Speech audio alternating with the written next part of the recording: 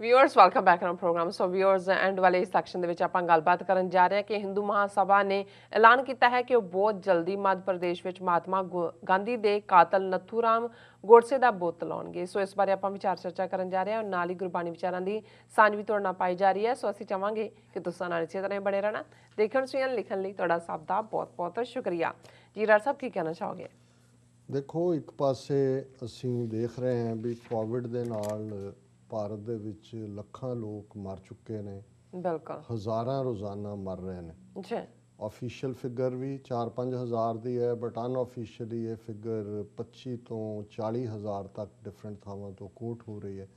ਔਰ ਜੇ ਤੁਸੀਂ ਕ੍ਰੈਮੇਟੋਰੀਅਮਸ, ਸ਼ਮਸ਼ਾਨ ਘਾਟ, ਦਰਿਆਵਾਂ ਦੇ ਵਿੱਚ ਰੁੜਦੀਆਂ ਲਾਸ਼ਾਂ ਔਰ ਕਬਰਸਤਾਨ ਜਿੱਥੇ ਕੋਈ ਸਪੇਸ ਨਹੀਂ ਹੈ ਦੇਖੋ, ਤੇ ਫਿਰ ਇਹ ਨਜ਼ਰ ਆ ਰਿਹਾ ਕਿ ਉੱਥੇ ਕਿਸ ਕਿਸਮ ਦਾ ਜਿਹੜਾ ਉਹ ਮੰਜ਼ਰ ਔਰ ਚਾਰ ਚੁਫੇਰੇ ਮੌਤ ਦਾ ਨਾਚ ਹੋ ਰਿਹਾ। ਜੀ ਲੇਕਿਨ ਜਦੋਂ ਅਸੀਂ ਸਟੋਨ ਹਾਰਟਡ ਲੋਕਾਂ ਦੀ ਗੱਲ ਕਰਦੇ ਹਾਂ, ਪੱਥਰ ਦਿਲ ਕਾਤਲ ਕੀ ਹੁੰਦੇ ਨੇ, ਸੀਰੀਅਲ ਕਿਲਰ ਕੀ ਹੁੰਦੇ ਨੇ, ਬਿਲਕੁਲ ਉਹਨਾਂ ਅੰਦਰ ਵੀ ਦਿਲ ਉਵੇਂ ਹੀ ਧੜਕ ਰਿਹਾ ਹੁੰਦਾ, ਉਵੇਂ ਹੀ ਬਲੱਡ ਸਰਕੂਲੇਟ ਕਰ ਰਿਹਾ ਹੁੰਦਾ, ਪਰ ਉਹਨਾਂ ਦੇ ਜ਼ਿਹਨ 'ਚ ਕੋਈ ਜਿਹੜਾ ਰਹਿਮ, ਇਨਸਾਨੀਅਤ ਨਾਂ ਦੀ ਕੋਈ ਚੀਜ਼ ਨਹੀਂ ਹੁੰਦੀ।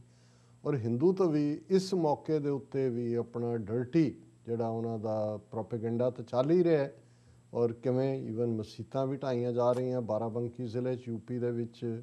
ਉਸ ਦਾ ਅਸੀਂ ਜ਼ਿਕਰ ਕਰਾਂਗੇ ਕਾਫੀ ਡਿਟੇਲ 'ਚ, ਉਹਦੇ ਬਾਰੇ ਸਾਡੇ ਵੀਰ ਪਾਕਿਸਤਾਨ ਤੋਂ ਉਹਨਾਂ ਨੇ ਸਾਨੂੰ ਲਿਖਿਆ ਵੀ ਹੈ। ਉਹ ਵੀ ਚੱਲ ਰਿਹਾ ਪੂਰੀ ਤਰ੍ਹਾਂ। ਜਿਹੜੇ ਲੋਕ ਆਵਾਜ਼ ਚੁੱਕ ਰਹੇ ਨੇ ਕਿ ਭਾਈ ਪ੍ਰਬੰਧ ਕਰੋ, ਲੋਕਾਂ ਨੂੰ ਸਹੂਲਤਾਂ ਦਿਓ, ਉਹਨਾਂ ਨੂੰ NSA ਔਰ ਦੂਸਰੇ ਦੇ ਥੱਲੇ ਜਿਹੜਾ ਅੰਦਰ ਤੁੰਨਿਆ ਜਾ ਰਿਹਾ। ਪਰ ਉਹ ਜਮਾਤ ਹਿੰਦੂ ਮਹਾਸਭਾ, ਇਸ ਗੱਲ ਦਾ ਧਿਆਨ ਰਹੇ, ਨੱਥੂਰਾਮ ਗੋਡਸੇ ਬੇਸ਼ੱਕ ਉਹ ਪ੍ਰਭਾਵਿਤ RSS ਦੀ ਆਈਡੀਓਲੋਜੀ ਤੋਂ ਹੋਇਆ, ਉਸ ਦੇ ਨਾਲ ਸੰਬੰਧਿਤ, ਔਰ ਉਹਦਾ ਭਰਾ ਵੀ ਨਾਰਾਇਣ ਆਪਤੇ, ਇਹ ਇੱਕ ਸਾਵਰਕਰ, ਕਿਉਂਕਿ ਹਿੰਦੂਤਵਾਦ ਦੀ ਆਈਡੀਓਲੋਜੀ ਪੋਲੀਟੀਕਲ ਅਰੀਨਾ 'ਚ ਜਿਹੜਾ ਜਿਹਨੂੰ ਵੀਰ ਸਾਵਰਕਰ ਕਹਿੰਦੇ ਨੇ ਉਹਨੇ ਦਿੱਤੀ। ਇਹ ਨੱਥੂਰਾਮ ਗੋਡਸੇ ਵੀ ਔਰ ਇਹ ਨਾਰਾਇਣ ਆਪਤੇ ਵੀ ਇਹ ਉਹਦੇ ਸਾਵਰਕਰ ਦੇ ਚੇਲੇ ਸੀ। ਔਰ ਕਿਉਂਕਿ ਸਾਵਰਕਰ ਸਿੱਧੇ ਤੌਰ 'ਤੇ ਹਿੰਦੂ ਮਹਾਸਭਾ ਦਾ ਪ੍ਰਧਾਨ ਸੀ, ਸੋ ਇਹ ਕ੍ਰੈਡਿਟ ਜਿਹੜਾ ਹੈ ਹਿੰਦੂ ਮਹਾਸਭਾ ਲੈਂਦੀ ਹੈ ਕਿ ਜੀ ਜਿਹੜਾ ਗਾਂਧੀ ਨੂੰ ਮਾਰਿਆ ਸਾਡੇ ਨੱਥੂਰਾਮ ਗੋਡਸੇ ਨੇ ਮਾਰਿਆ। ਔਰ ਜ਼ਾਹਰ ਹੈ 30 ਜਨਵਰੀ 1948 ਨੂੰ ਗਾਂਧੀ ਦਾ ਮਰਡਰ ਹੁੰਦਾ ਹੈ, ਔਰ ਇਹਨਾਂ ਨੂੰ ਫੜ ਲਿਆ ਜਾਂਦਾ ਹੈ, ਗੋਡਸੇ ਔਰ ਨਾਰਾਇਣ ਆਪਤੇ ਨੂੰ, ਔਰ ਇਹਨਾਂ ਦੇ ਉੱਤੇ ਮੁਕੱਦਮਾ ਚੱਲਦਾ ਹੈ ਕਤਲ ਦੇ ਲਈ। ਇਹ ਜਿਹੜੇ ਨੇ ਉਹ ਮੰਨੇ ਜਾਂਦੇ ਨੇ ਦੋਸ਼ੀ, ਔਰ ਇਹਨਾਂ ਨੂੰ 15 ਨਵੰਬਰ 1949 ਨੂੰ ਅੰਬਾਲਾ ਜੇਲ੍ਹ ਦੇ ਵਿੱਚ ਫਾਂਸੀ ਦਿੱਤੀ ਜਾਂਦੀ। ਅੱਛਾ, ਹੁਣ ਕਿੱਥੇ ਕਿੰਨੇ ਵਰੇ ਇਹ ਗਾਂਧੀ ਵੇਚਦੇ ਰਹੇ, ਬਾਹਰਲੇ ਮੁਲਕਾਂ 'ਚ ਵੀ ਅਮਨ, ਪੀਸ, ਔਰ ਉਹਨੂੰ ਬੁੱਧ ਔਰ ਜੀਸਸ ਦੇ ਬਰਾਬਰ ਨੌਨ ਵਾਇਲੈਂਸ ਦਾ ਅਵਤਾਰ, ਔਰ ਇਹ ਉਹ ਗਾਂਧੀ ਦੀ ਸਮਾਧੀ, ਉੱਥੇ ਹੀ ਜਾ ਕੇ ਸਹੁੰ ਵੀ ਚੁੱਕਦੇ ਨੇ, ਉੱਥੇ ਹੀ ਜਾ ਕੇ ਹੁਣ ਵੀ ਇਹ ਹਿੰਦੂਤਵੀ ਉਸ ਕਿਸਮ ਦੇ ਡਰਾਮੇ ਕਰਦੇ ਨੇ। ਪਰ ਇਹਨਾਂ ਦਾ ਅਸਲੀ ਹੀਰੋ ਹਿੰਦੂਤਵੀਆਂ ਦਾ, ਉਹ RSS ਹੋਏ ਜਾਂ ਹਿੰਦੂ ਮਹਾਸਭਾ ਹੋਏ, ਉਹ ਨੱਥੂਰਾਮ ਗੋਡਸੇ, ਉਹਨੂੰ ਜਿਹੜਾ ਆਪਣਾ ਹੀਰੋ ਮੰਨਦੇ ਨੇ। ਔਰ ਇਹ ਖਬਰ Mahasabha defers plan to install Nathuram Godse statue in Madhya Pradesh. ਹੁਣ ਉਹਦਾ 112ਵੀਂ ਬਰਥ ਐਨੀਵਰਸਰੀ ਨੱਥੂਰਾਮ ਗੋਡਸੇ ਦੀ ਇਹਨਾਂ ਨੇ ਮਨਾਈ, ਔਰ ਮੀਡੀਆ ਰਿਪੋਰਟ ਅਨੁਸਾਰ ਗਵਾਲੀਅਰ ਦੇ ਵਿੱਚ ਜਿਹੜਾ ਮੱਧ ਪ੍ਰਦੇਸ਼ 'ਚ ਹੈ 5356 ਘਰਾਂ ਦੇ ਵਿੱਚ ਜਿਹੜੇ ਹੈ ਉਸ ਨੂੰ ਸ਼ਰਧਾਂਜਲੀ ਦਿੱਤੀ ਗਈ। ਕਿਉਂਕਿ ਹੁਣ ਕੋਵਿਡ-19 ਦੀਆਂ ਗਾਈਡਲਾਈਨਸ ਲਾਗੂ ਨੇ, ਕਿਉਂਕਿ ਮੱਧ ਪ੍ਰਦੇਸ਼ ਦੇ ਵਿੱਚ ਵੀ ਭੋਪਾਲ 'ਚ ਵੱਡੀ ਗਿਣਤੀ 'ਚ ਡੈਥਸ ਹੋਈਆਂ, ਬਾਕੀ ਪਿੰਡਾਂ ਦੇ ਵਿੱਚ ਤਾਂ ਕੋਈ ਹਿਸਾਬ ਹੀ ਨਹੀਂ ਹੈ। ਤਾਂ ਉਹਨਾਂ ਨੇ ਕਿਹਾ ਜੀ ਵੀ ਅਸੀਂ ਕਿਉਂਕਿ ਇਸ ਮੌਕੇ 'ਤੇ 112ਵੀਂ ਉਹਦੀ ਜਯੰਤੀ ਦੇ ਉੱਤੇ ਨੱਥੂਰਾਮ ਗੋਡਸੇ ਦਾ ਇੱਕ ਵੱਡਾ ਬੁੱਤ ਲਾਣਾ ਸੀ, ਪਰ ਉਹਨੂੰ ਅਸੀਂ ਕੁਛ ਦੇਰ ਦੇ ਲਈ ਅੱਗੇ ਪਾ ਦਿੱਤਾ ਹੈ। Mahasabha defers plan to install Nathuram Godse statue in Madhya Pradesh. ਪਰ ਅਸੀਂ ਸਾਡਾ ਸਟੈਚੂ ਤਿਆਰ ਹੈ, ਜਿਉਂ ਹੀ ਹਾਲਾਤ ਨੋਰਮਲ ਹੋਣਗੇ ਅਸੀਂ ਇਸ ਸਟੈਚੂ ਨੂੰ ਜਿਹੜਾ ਉਹ ਵੱਡੇ ਸ਼ਾਨੋ ਸ਼ੌਕਤ ਨਾਲ ਲਾਵਾਂਗੇ। ਔਰ ਇਸ ਤੋਂ ਪਹਿਲਾਂ 2017 ਦੇ ਵਿੱਚ ਗਵਾਲੀਅਰ ਦੇ ਵਿੱਚ ਜਿਹੜਾ ਇਹਨਾਂ ਨੇ ਨੱਥੂਰਾਮ ਗੋਡਸੇ ਦਾ ਸਟੈਚੂ ਲਾਇਆ ਸੀ।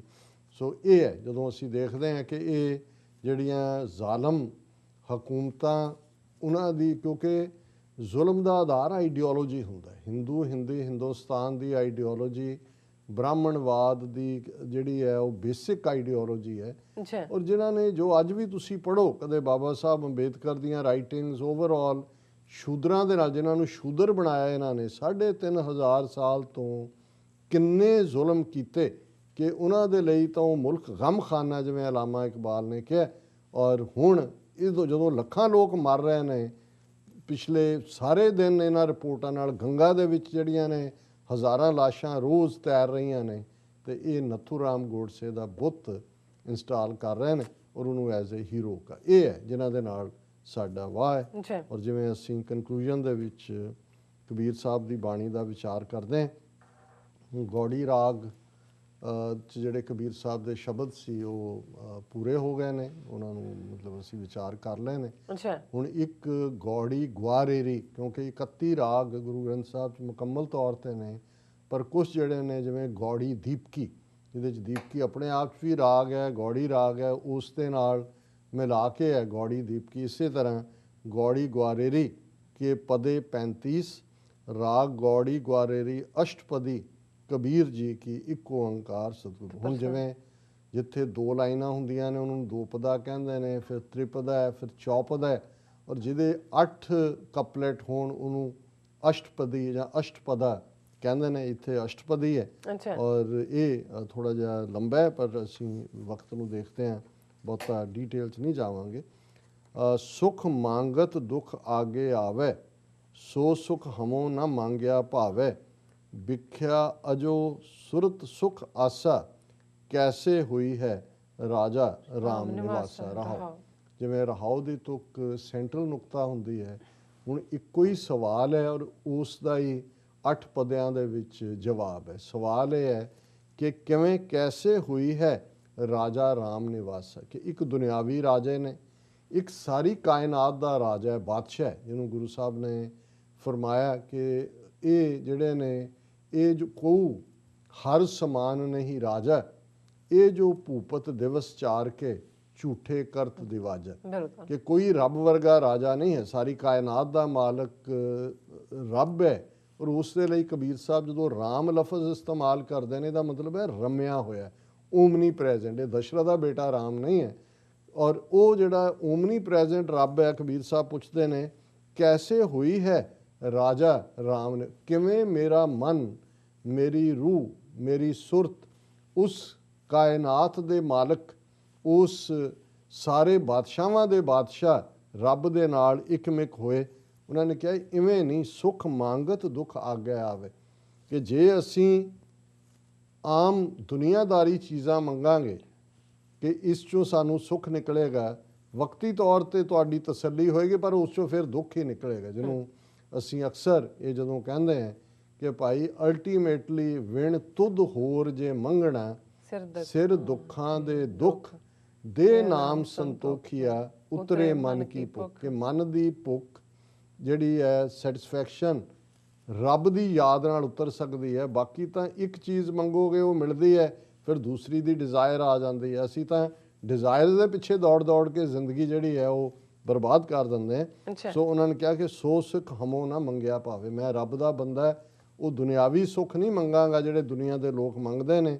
ਔਰ ਇਹ ਇਸ ਸੁੱਖ ਤੇ ਸ਼ਿਵ ਬ੍ਰਹਮ ਡਰਾਨਾ, ਸੋ ਸੁਖ ਹਮੋ ਸਾਜ ਕਰ ਜਾਣਾ। ਉਹਨਾਂ ਨੇ ਕਿਹਾ ਵੀ ਆ ਸ਼ਿਵ ਜੀ ਤੇ ਬ੍ਰਹਮਾ ਜਿਨ੍ਹਾਂ ਨੂੰ ਬੜੇ ਦੇਵਤੇ ਬਣਾਇਆ, ਇਹ ਵੀ ਦੁਨਿਆਵੀ ਸੁੱਖ ਮੰਗ ਕੇ ਫਸੇ ਹੋਏ ਨੇ। ਅਸੀਂ ਇਸ ਸੁੱਖ ਨੂੰ ਜੋ ਇਹਨਾਂ ਨੇ ਮੰਗਿਆ ਸੀ ਸੱਚ ਕਰਕੇ ਨਹੀਂ ਮੰਨਦੇ।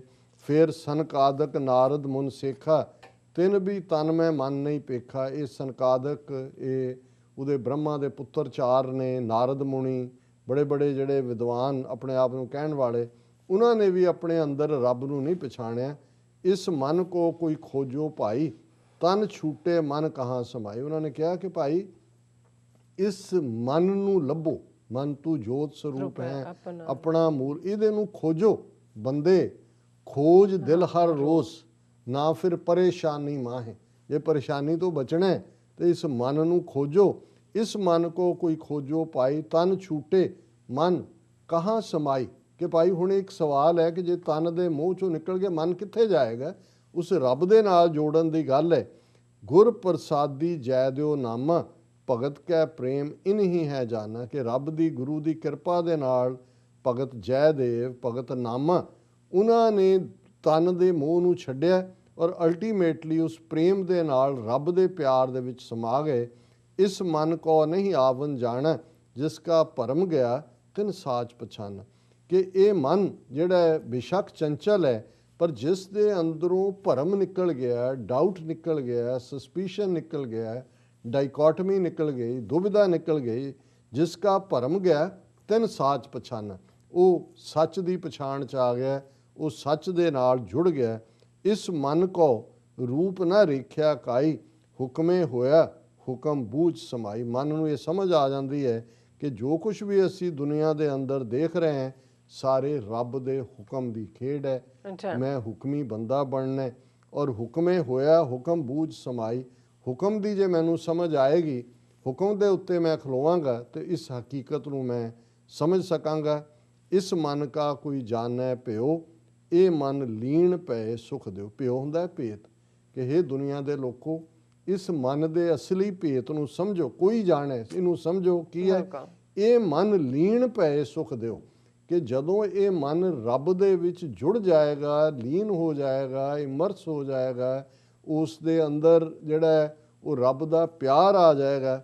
ਭੈ ਸੁਖ ਦਿਓ, ਕਿ ਉਸ ਦਾ ਫਿਰ ਤਨ ਮਨ ਉਹਦਾ ਰੋਮ ਰੋਮ ਸੁਖ ਦੇ ਵਿੱਚ ਹੋਏਗਾ। ਜਿਉ ਏਕ ਅਰ ਸਗਲ ਸਰੀਰਾ, ਇਸ ਮਨ ਕੋ ਰਵ ਰਹੇ ਕਬੀਰਾ, ਕਿ ਫਿਰ ਇਸ ਗੱਲ ਦੀ ਸਮਝ ਆਏਗੀ ਕਿ ਭਾਈ ਇਹ ਜਿੰਨੇ ਅੱਡ ਅੱਡ ਵਜੂਦ ਬਣੇ ਹੋਏ ਨੇ, ਅੱਡ ਅੱਡ ਸਰੀਰ ਨੇ, ਇਹਨਾਂ ਦੇ ਅੰਦਰ ਇੱਕੋ ਹੀ ਰੱਬ ਦੀ ਜੋਤ ਹੈ। ਜਿਵੇਂ ਕਬੀਰ ਸਾਹਿਬ ਨੇ ਫਰਮਾਇਆ, ਅਵਲ ਅੱਲਾਹ ਨੂਰ ਉਪਾਇਆ, ਕੁਦਰਤ ਕੇ ਸਭ ਬੰਦੇ, ਏਕ ਨੂਰ ਤੇ ਸਭ ਜਗ ਉਪਜਿਆ, ਕੌਣ ਭਲੇ ਕੋ ਮੰਦੇ। ਸੋ ਜਿਉ ਏਕ ਅਰ ਸਗਲ, ਇਹ ਸਾਰੇ ਅੱਡ ਅੱਡ ਨੇ ਭਾਵੇਂ ਸਰੀਰ, ਪਰ ਇਹਨਾਂ ਦੇ ਅੰਦਰ ਇੱਕ ਰੱਬ ਦੀ ਜੋਤ ਹੈ। ਇਸ ਮਨ ਕੋ ਰਵ ਰਹੇ ਕਬੀਰਾ।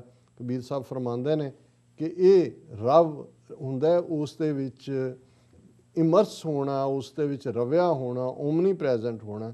ਕਿ ਭਾਈ ਮੈਨੂੰ ਤਾਂ ਇਹ ਹਕੀਕਤ ਸਮਝ ਆਈ ਹੈ ਕਿ ਅਲਟੀਮੇਟਲੀ ਦੁਨੀਆ ਨਾਲੋਂ ਟੁੱਟ ਕੇ ਰੱਬ ਨਾਲ ਜੁੜਨਾ, ਹਰ ਇੱਕ ਦੇ ਵਿੱਚ ਉਸ ਰੱਬ ਦੇ ਰੂਪ ਨੂੰ ਦੇਖਣਾ, ਤੇ ਦੁਨਿਆਵੀ ਚੀਜ਼ਾਂ ਨਾ ਮੰਗਣਾ, ਕਿਉਂਕਿ ਦੁਨਿਆਵੀ ਚੀਜ਼ਾਂ ਮੰਗਣ ਤੋਂ ਬਾਅਦ ਮਿਲ ਵੀ ਜਾਣ ਤੇ ਉਹਨਾਂ 'ਚੋਂ ਦੁੱਖ ਹੀ ਨਿਕਲਦਾ।